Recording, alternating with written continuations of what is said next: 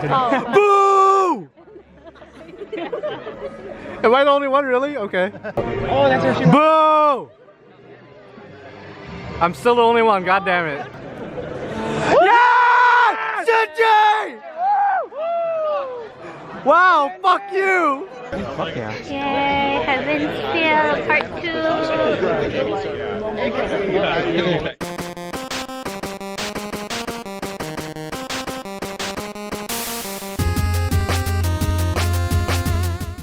Sorry for being a little bit late for this review because I've been very busy with college work and stuff like that, and I realized it's already been over a week and a half, maybe even 2 weeks, I don't know when I'm uploading this, since Heaven's Feel Lost Butterfly has premiered over at LA right before FGO US tour, which I will talk about in another video. I still have footage from that, and I'm sure everyone's already over FGO US tour, but hey, I'm still in the hype train. I still feel the nostalgia. I still feel all the feels from meeting a bunch of you guys, so I will post that as a separate video. But for now, let's talk about Heaven's Feel Lost Butterfly. Now, just like my first review with Presage Flower, I am going to be talking about some scenes, some spoilers, so if you haven't read the VN, if you haven't played the VN, I should say, or you haven't watched the movie yourself, then I suggest getting out of here. Unless you don't care about spoilers, then by all means stick around and hear what I have to say about Lost Butterfly. Of course, I never played the VN myself, so this is not going to be a video of me comparing different scenes from the VN and the movie and saying, oh yeah, this part is accurate, this part they did right. No, this is just me. This is just an average dude who's seen the movie, who's seen the first movie, and now has followed up with the second movie and is just giving his personal opinion about the film, of how I felt about it, how I feel about certain characters, how I feel about certain events, and stuff like that. Nothing professional, nothing, analytical, compare and contrast. It's just me, average dude, watching a movie and giving you guys my thoughts on it. All right? Cool. I hope we're cool with that. If we're not, then just get out of the video, bro. As a big fan of the first Heaven's Feel movie, I was already going into this movie with high expectations. I mean, UFO Table usually kills it with everything they touch when it comes to Fate-related or Nasuverse related stuff. And of course, UFO Table 100%, 110% delivers with this movie. I mean, the animation is just disgustingly good, orgasmic, beautiful. I mean, there's nothing more to say about UFO Table's animations if you've already seen Fate Zero, Kara no Kyokai, or any of their other stuff, Unlimited Blade Works, and Token Ranbu, whatever it is. When it comes to animation, they're just able to kill it 100% of the time. There's just nothing to complain about when it comes to the visual presentation of the movie. When we think about the first film, we usually think about the Ku versus Hassan scene. That was one of the high points of the first film because the animation is just absolutely disgustingly good when the two are going at it. But when we really sit down and think about that scene, it's not really a fight. It's more of a glorified chase scene. Yes, the two do get in a fight in the truck, and then they get in a fight towards the end in the lake, in the swamp area, but they don't actually duke it out that hard, and it's more of a glorified chase scene when we really sit down and think about it. But thank God, the second movie actually has an actual fight scene in it.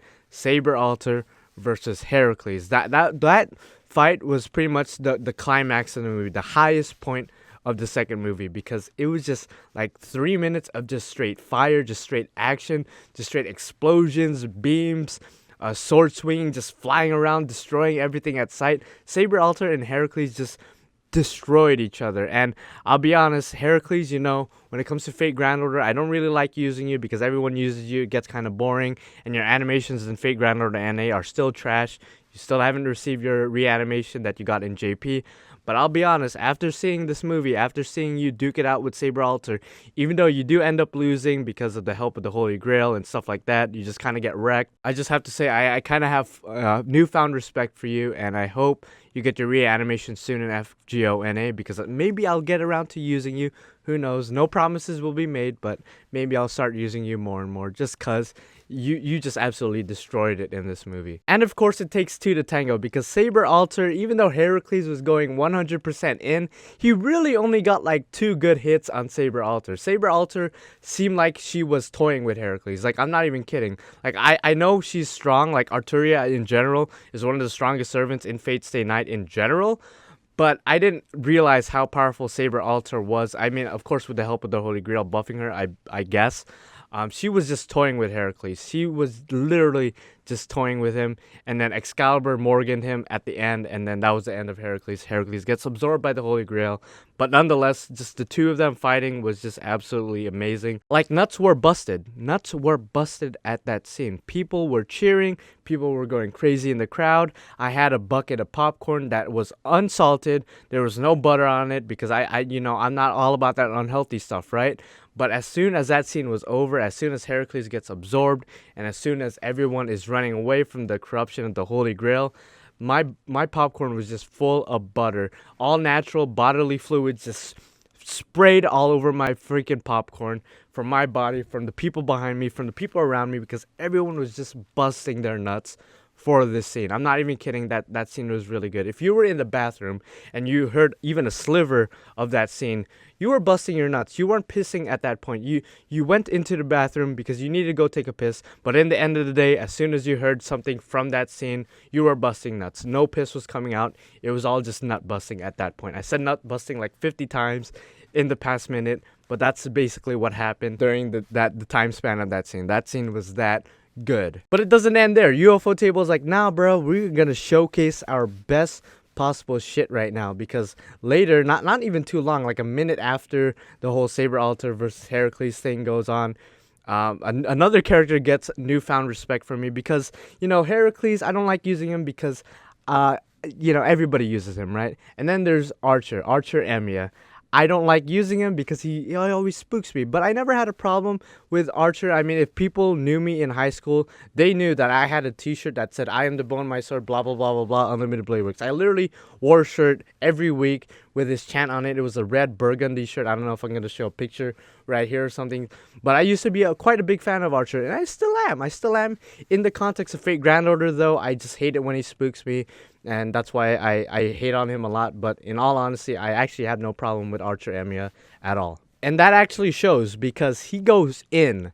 He goes in this movie, because the Holy Grail is like corrupting the area and everybody has to run away.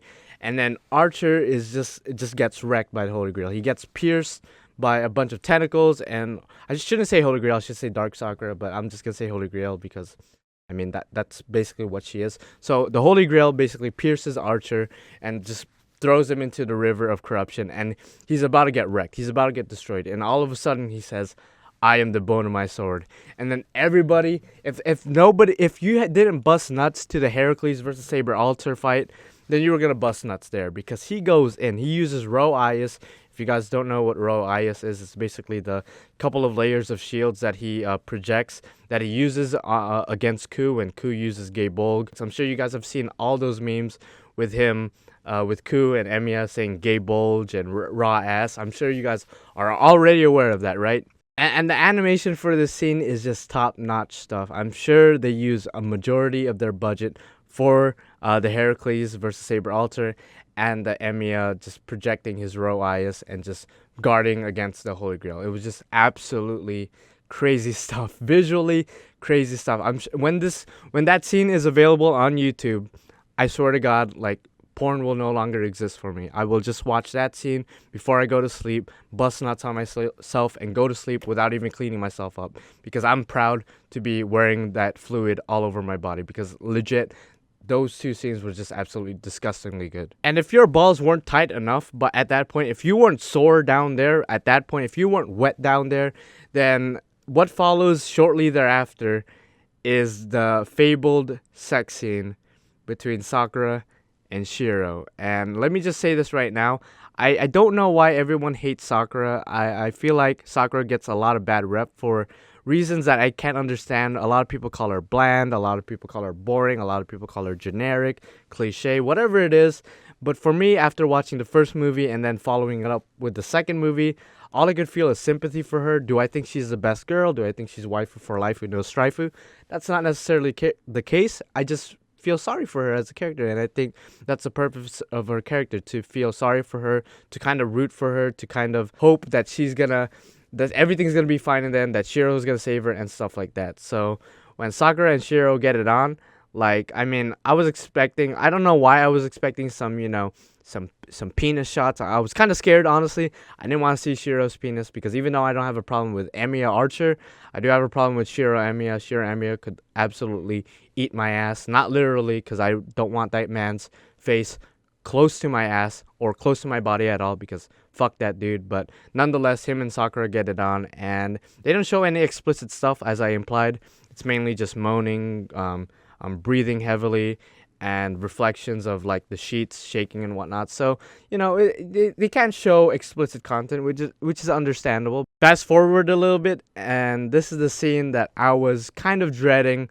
a little bit, because when we look at the original route, the Saber route, as a lot of people like to call it, Gilgamesh has kind of a goal there where he's trying to not only collaborate with Kotomi Nikide to fulfill their own personal goals, but also his own personal goal of trying to wife up Saber, trying to seduce her, trying to get her to become his wife and whatnot.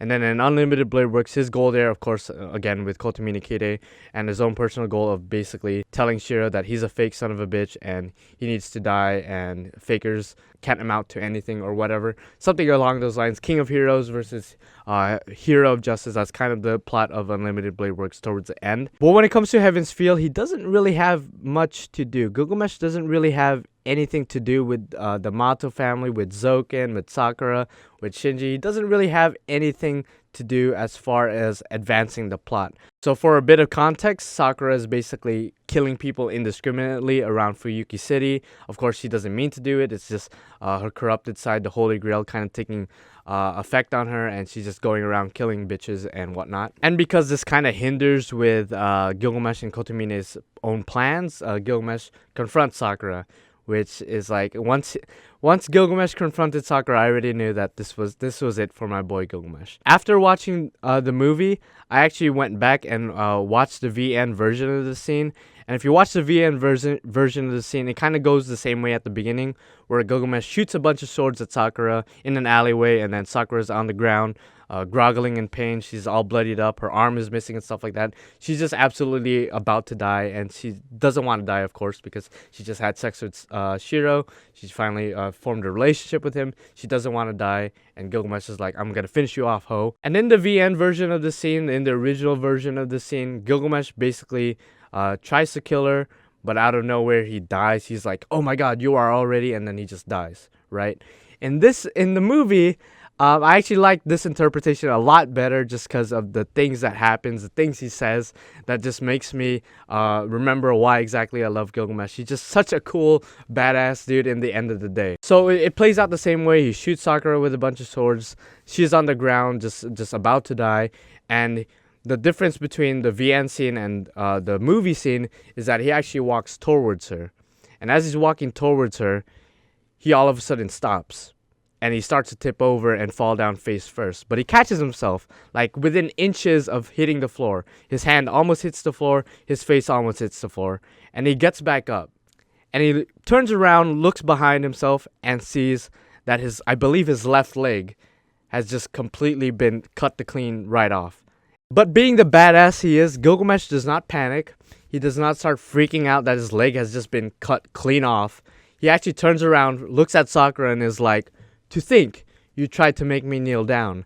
I'm just like, bro, he's not showing any ounce of pain. He's not showing any ounce of panic, any ounce of desperation, any ounce of any kind of emotion.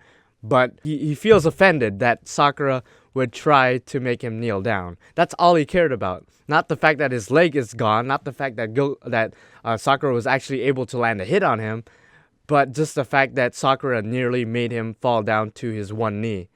I was just like, oh my god, Gilgamesh, this is why I love you so much. You're just an absolute badass with these one-liners you have. Like, holy shit. But unfortunately, Gilgamesh tries to retaliate. He tries to shoot Sakura again, but Sakura opens a bunch of rifts somehow, and the swords are basically deflected away from her. And then Gilgamesh sees something that we don't see as an audience, and he's like, oh, well, I guess I'm fucked. That's basically what happens. I don't exactly remember what he says, but he basically accepts his death at this point. He looks at something, and he's like, oh god, alright, cool. And then he just dies. I mean, his eyes were kind of wide. I think he had a little bit of sweat going, but he just dies basically. And all we see that's left of him is his leg. And I'm just like, I mean, going into this movie, one of the few things that I did know about Heaven's Feel 100% is that a lot of people claim that Heaven's Feel is Gilgamesh's worst route because it's his worst death. But I have to say, after watching the movie, I don't know about the VN version of the scene because he just kind of dies instantaneously. But I will say this, in terms of his worst death, I think Unlimited Blade Works is his worst still. Just because he was humiliated 100% there. He was forced to whip out Aya against Shirou, who he 100% underestimated throughout their fight, and he gets killed by Archer after being absorbed by the Holy Grail. So I feel like that's worse of a death in terms of being humiliated than him facing Sakura and standing up like a man and accepting his death. That's how I took it. I mean, you guys could have your own different interpretation of the scene for those of you guys who watched the movie, but that's how I took it. He took it like a man. Yes, he did get eaten by Sakura. He got absolutely wrecked. He had no chance. I mean, if he whipped out Aya, I feel like he could have had a chance, but he was being Gilgamesh. He was being an arrogant prick, the prick that we all love and hate at the same time. So it is what it is. I think Heaven's Feel is honestly a pretty good death in my opinion, even though I am a big fan of Gilgamesh and I would have preferred it if he stayed alive. You know what?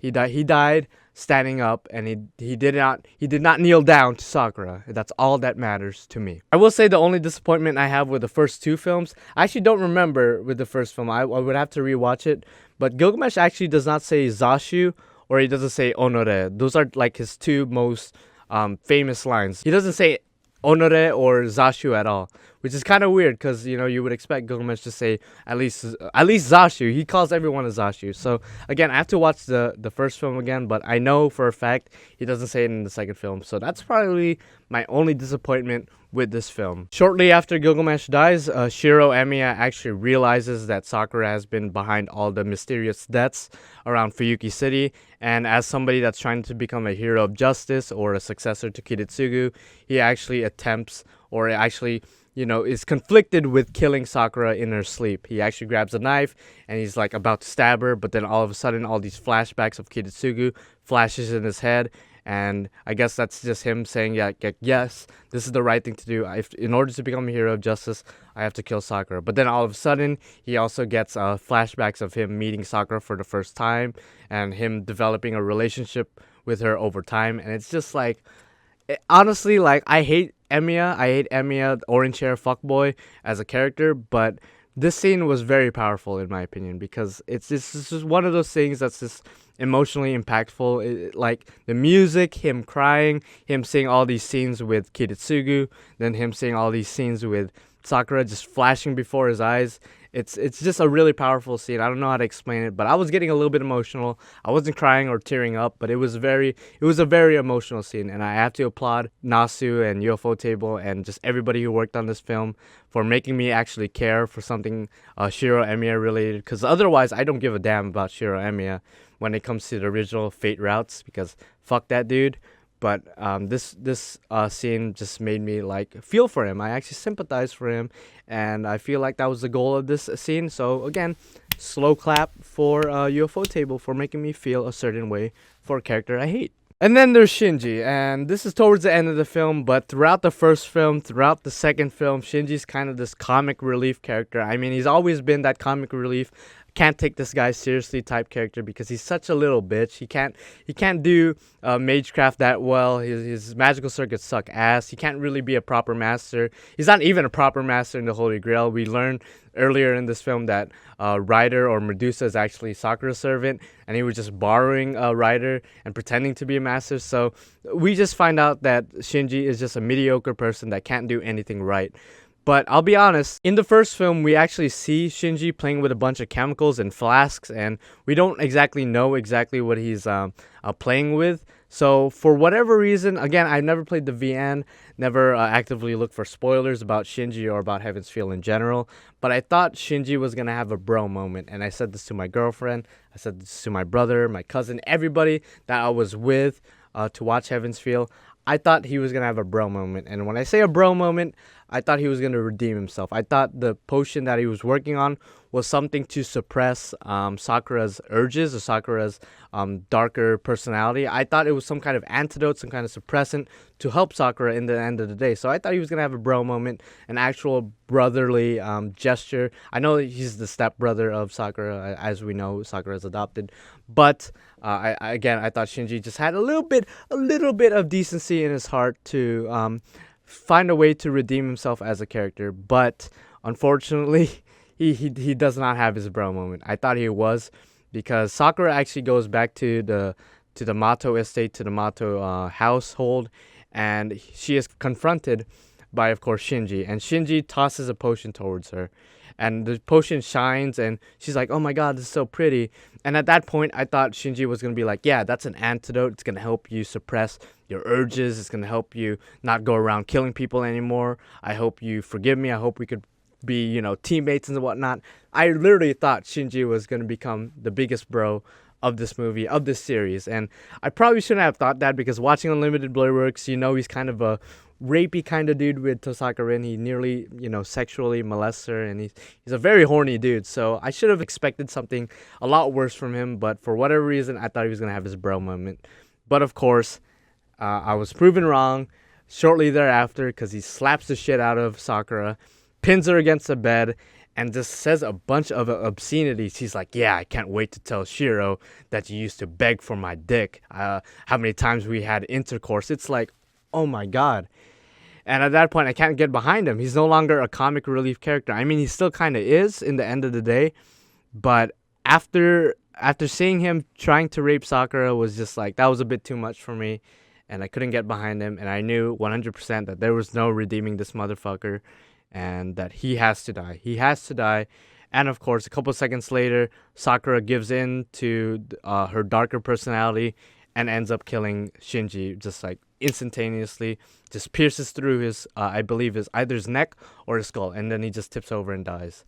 And I'm just like, damn. You had a chance, Shinji, to become a bro, to redeem yourself, to become one of the good guys, and to survive till the end. But no, you decided to give in to your lustful desires, and your desire for power and your desire for dominance, and you end up trying to rape Sakura. And now Sakura is batshit crazy, and now everybody has to deal with her in the third movie. So yeah, a lot of expectations were met, and a lot of expectations were just freaking destroyed. Again, the bro moment, absolutely destroyed. And of course, Gilgamesh's death, I expected it to be a lot worse, but he died a G, so I'm completely fine with him dying a G. And of course, Heracles versus Saber Alter, busted nuts.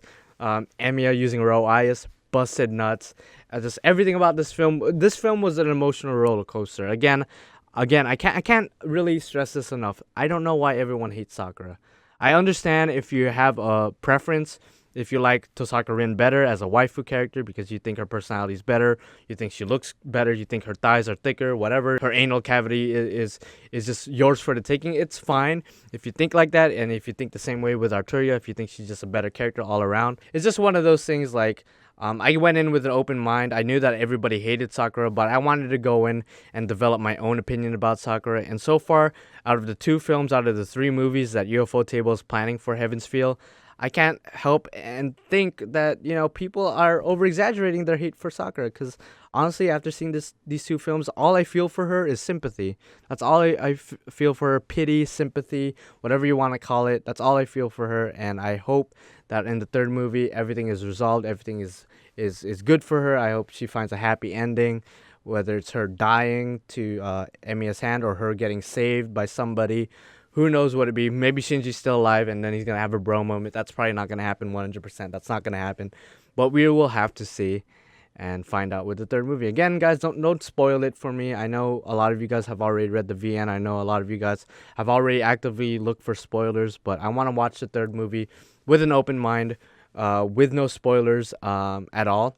And it's going to be showing at 2020 next year, We don't know when 2020 next year. It could be early next year, mid next year, late next year. We don't know, but we know it is going to be next year. And I hope it's at the LA area again. Obviously, they're going to show it in Japan first, but I hope the premiere for the United States is going to be in the LA area. For those of you guys who still want to watch the second movie, there are showings throughout the country, throughout the United States still, I believe. And I think there are several in Canada and Mexico as well. Depending on your area, I suggest go looking it up yourself and watching the movie for yourself, because it is a great movie. As for the music, Yuki Kajura destroys the OSC. Always destroys the OSC. She did the OSC for Fate Zero. She also did the OSC for, I believe, Mariko Magica. She did the OSC for the first movie, and she's just an absolutely disgusting composer. Like, she just knows how to direct music. I don't know how she does it. Everything's just epic when she does the music. And of course, Aimer with the ending song, I Beg You. I mean, damn, that song sets the tone for Heaven's Feel, because Heaven's Feel is a dark ass story,